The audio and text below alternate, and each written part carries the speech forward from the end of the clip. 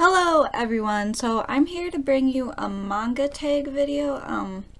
This one was done by Apollo Gray. I'll have his link down in the description. But he said it was open for anyone to do, and I've really just been wanting to do one. And I liked his questions, so I figured why not? We would have a go at it. But anyways, so let's just get started. I think there's 12 questions. I'm not quite sure. And I'm wearing my glasses in this video, so there'll be a little glare. I try to minimize it as much as possible. Or a little reflection, I guess I should say. Try to minimize it as much as possible. Sorry if it's distracting, but I need to be able to read the questions. So the first question is, if you lost your collection permanently, would you start over, recollect, pretty much? And yeah, I probably would. I'd definitely be less motivated to do it. I'd probably still collect newer stuff that I was interested in that would come out. But I'm also a perfectionist, so if cause long ago, all my Pokemon games were stolen from me, and I'm like, oh no, now I have to get every single one of them back. And so I have every single Pokemon game in existence now because I just could not stand not having something that I used to have, especially if I love it. So I'm sure even if it is against my better judgment, I would still probably do it. I would probably just try to get my favorite series though, for sure. I'd definitely recollect all of One Piece, 100% of a fact. I probably would recollect Rurouni Kenshin and stuff like that. But yeah, so the second question is favorite and least favorite character. Now this one I was excited to do, kind of. But I wonder if you'll be able to guess. Probably will, even though it's not that popular of a series. Probably why there isn't an English release for it. But my favorite manga or anime character of all time is this man right here, Kanki. Now there's no English release of Kingdom. That's why you're getting my shitty artwork right now. But my favorite character, Kanki. Now, if you know me, then you would know that my favorite characters in shows are they're never the protagonist. A lot of times they aren't anyway. Sometimes there are some exceptions, but not even really.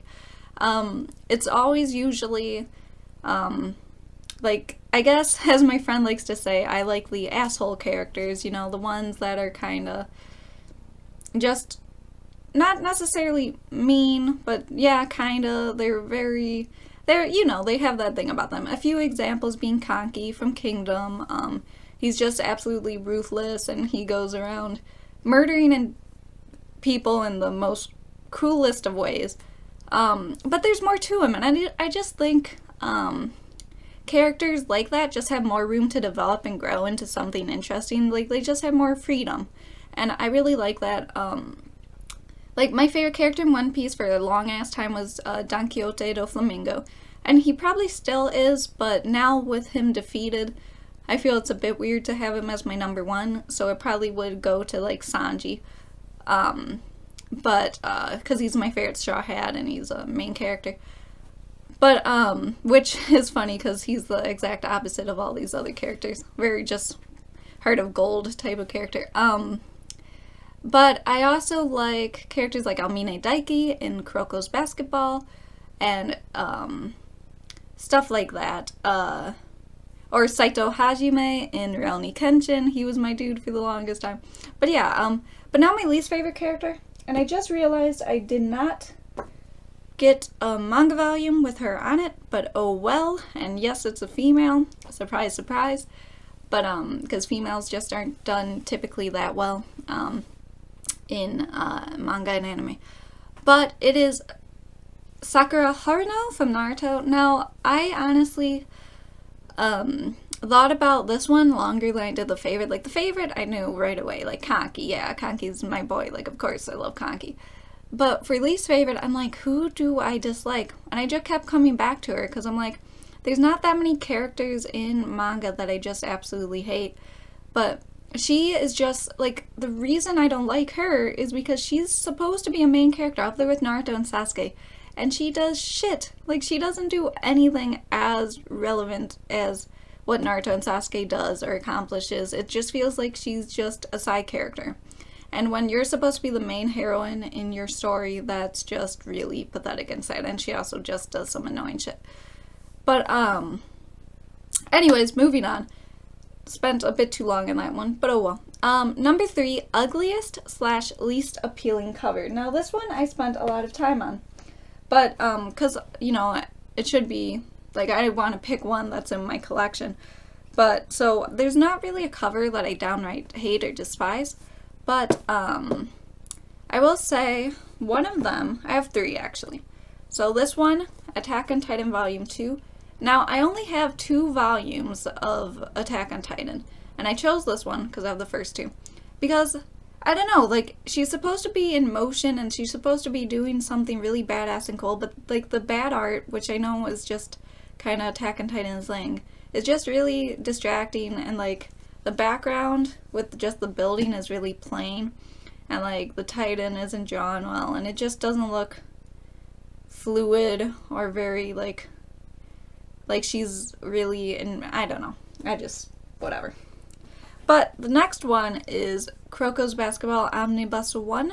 Now, once again, this is another one where like the art is kind of lacking, but not only the art, it does that kind of shonen thing where you just like superimpose characters in different scenes on top of each other, which I think is just kind of a lot of times a cheap way of doing it, unless you do it well, because you can do that style well, but the thing is, like, the background is just plain white, or plain blue I mean, but it kind of fades to white, and it's just really boring and kind of just unappealing.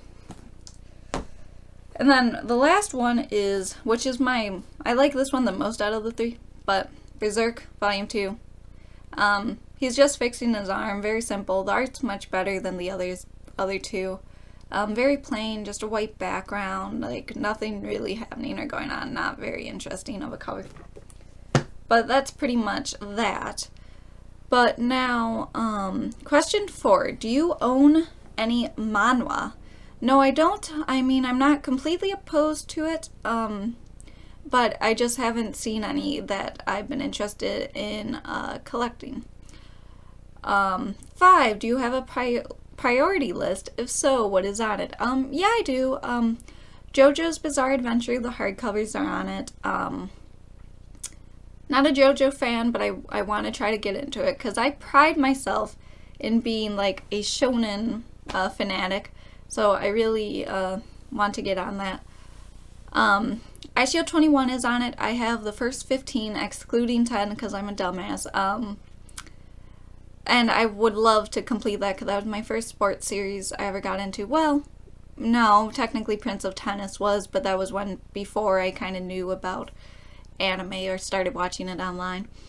So ICO21 was the first one I really got into. And I want to collect all of that. Berserk, I know they're reprinting some of the volumes. I want to get on that. I want to finish the Golden Age arc. I'm on volume 8 right now, and I just want to go through it in one more push. Just so I can, get a full kind of idea of Berserk. Also, Assassination Classroom is on the list. I absolutely love the anime. I watched all of it. I read a lot of the manga, like, when it was coming out before, but then I kind of dropped it and just waited for the anime. A Silent Voice I want to get because it's only 7 volumes and it's short, and I read like 5, but then I stopped online. So I just want it in the paperbacks, and then I'll just read right through it. Now, let's see.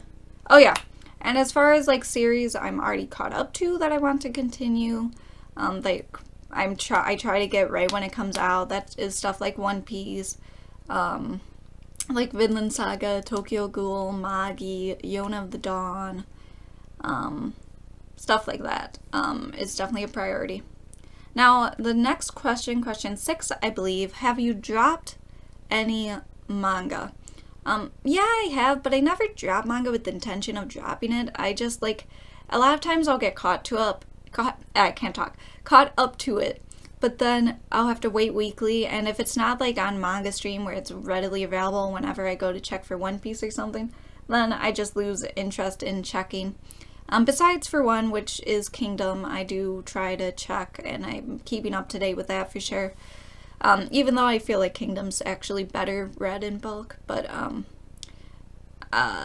then oh yeah, but so I never dropped them with the intention of dropping them, but the ones I have are like, I dropped Naruto in the middle of the 4th grade Ninja War, because I was reading Naruto and watching Naruto about as long as I've been reading One Piece, so like 2004-ish or something. I don't know when Naruto came out. I know One Piece aired on Toonami 2004, and I've been watching that ever since, pretty much. I know 4Kids still crap, but I eventually switched over, obviously. But that was before I realized it was crap. But Naruto, as far as Naruto goes, just the 4th grade Ninja War, I really felt like is where the series kind of dropped, like, tremendously. Like, the Pain stuff and the Hidan Kakazu stuff were, like, the best of Naruto ever. Like, some of the best arcs in anime and manga. But then, like, you just get to the 4th, like, the summit, the Kage Summit and the 4th Ninja War, and it just, such a quality drop. And it's still fun to watch, but I'm not watching the anime with all the filler anymore. I used to. And then another one would be Bleach. I dropped it kind of, I think, during the Fullbring arc, but then I picked it back up again, read a bit of it through the 1,000 Year Blood War arc. But I think the Byakuya shit is what made me drop it. I forget. Because, like, I felt like it was just tricking the readers too much to think he was dead, and then he wasn't dead, I think. Sorry if my memory's hazy on it. It's been a while. But yeah, these two I am planning on just going and finishing. But then the last one, Fairy Tail, I dropped after the Tartarus arc, and a little bit after. And I just have no real intention of going back. It was fun, it was enjoyable, it overstayed its welcome, and it just isn't a very good series, though it's a very enjoyable series. And I kind of only have time for good series right now. But now, question 7. Favorite demographic, genre, and theme. Now, my favorite demographic by far is shonen. I love shonen. I love my battle shonens. But they don't just have to be battle shonen. I love my sports shonens too.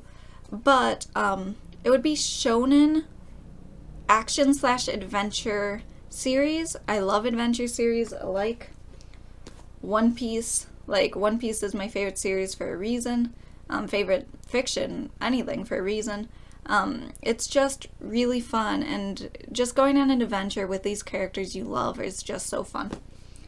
And yeah, it has its action, which is always fun too.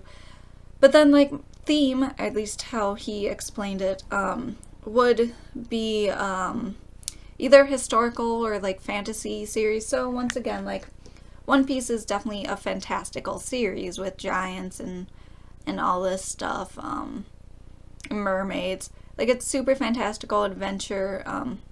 I just love it. But another theme I love would be historical. So like Vinland Saga, like Kingdom. Once again, don't have a volume of Kingdom, otherwise I'd be showing that instead. I just love action/adventure, like historical series. Like, they're just really, really fun. It's just really nice to kind of get history pieces and read them. But now, what's the next question? What is the series that impressed you the most, that you had the least expectations about? Now I wasn't sure how to answer this one, but I thought I'd go with it anyway. I guess I have two, and they're both sports series. Now, I love sports series, and I always kind of have. I've never been some of the people where they're like, oh, I don't like sports anime manga, without really giving it a chance. I never was one of those people. But, like, Kuroko's basketball, I'd say, definitely surprised me the most, because I didn't start Kuroko's basketball, which this is a really petty reason, and I know that now, but because of the different, like, each of the characters had different hairstyles, and I thought whenever mangaka or whatever went that way, it just meant that that was the only way they could differentiate between these characters was because of their hair color. And I'm like, that's not good. Because I was watching the anime, of course, so I was in color. But I'm like, But then I finally, after hearing enough about it, I sat down before the first season was over. And I just marathoned it. And yeah, I've loved Kuroko's ever since. Oh yeah, I guess I did have a volume to show for Kuroko. But Kuroko, see, blue hair, red hair. Now, top 5 favorite mangaka. Now, I'm not necessarily sure if this is in order. Number 1 definitely is. But I would put Makoto Yukimura on that list. I've only read Vinland Saga, that's why I can't put him any higher. But Vinland Saga is just a really great, thoughtful series that is just really awesome. If you haven't read it, you should read it. And some people are like, oh, it goes down in quality after Volume 4, and I honestly don't think so. Because I was thoroughly enthralled during the Kettle Farm arc. Now, what's the next one? Here, 1 second.